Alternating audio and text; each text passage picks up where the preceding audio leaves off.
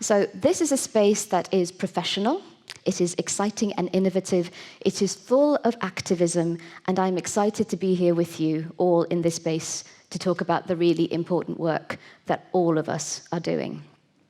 One of the reasons that I was asked to host the conference, I think, is that I live in this very interesting intersection of being a museum curator but also a stand-up comedian.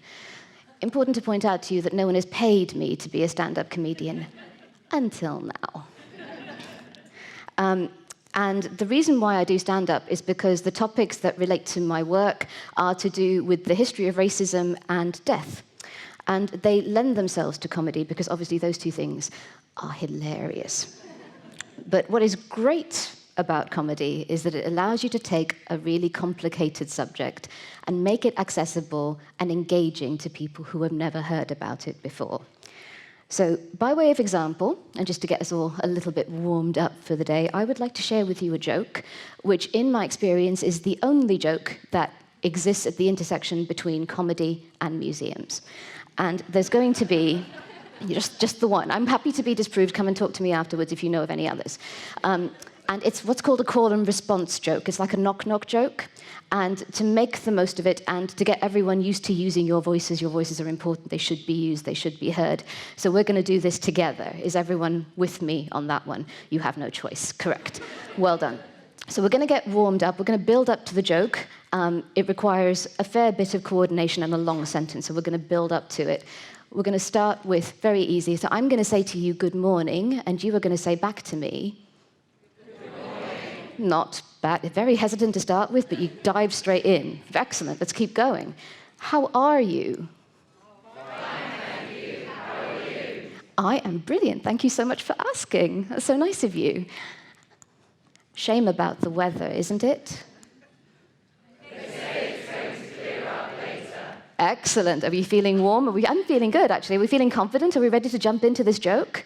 Okay, so call and response joke. The setup is in the question. I will ask the question, you give it back to me. So here we go. How many curators does it take to change a light bulb? I don't know. How many curators does it take to change a light bulb? Change?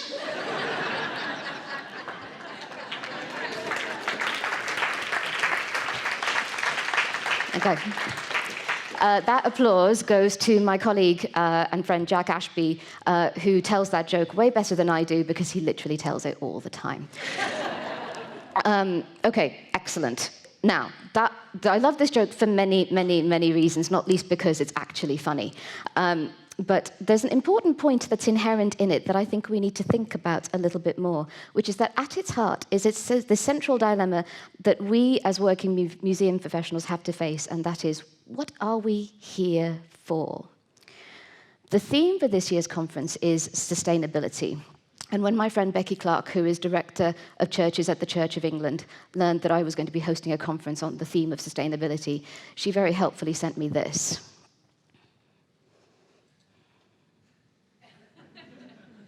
Which is not really helpful at all.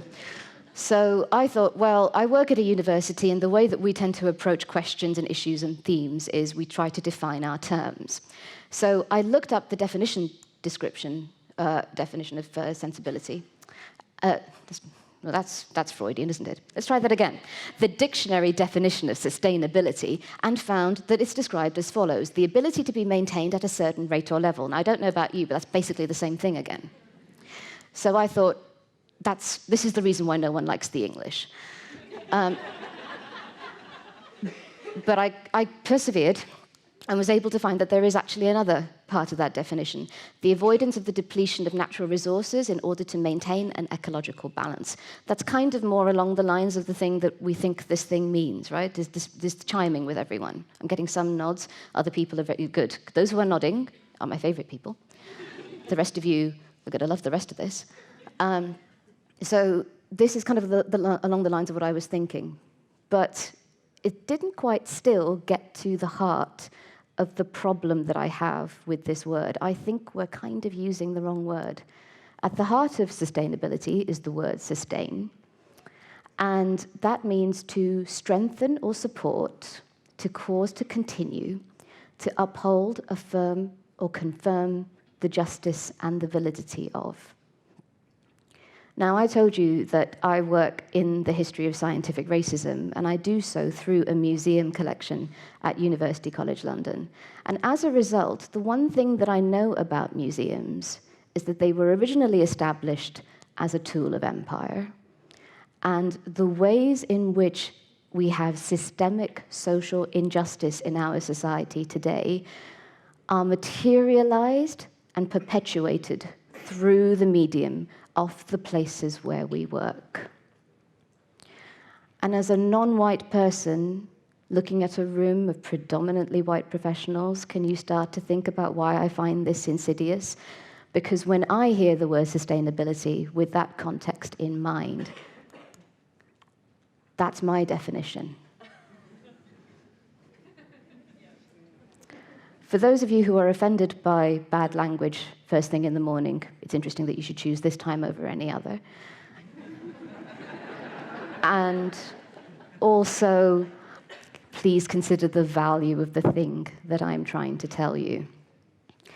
There are many speakers lined up, and even here today with the rest of the panel, I know that they are going to be talking to you, to share work with you and empower you to not perpetuate the same systems that are already in place, but to be able to move toward change within the museum sector and a more meaningful profession. So if the question is, how many museum professionals does it take to change the world? The answer is every single one of us in this room and then more. So welcome to the conference.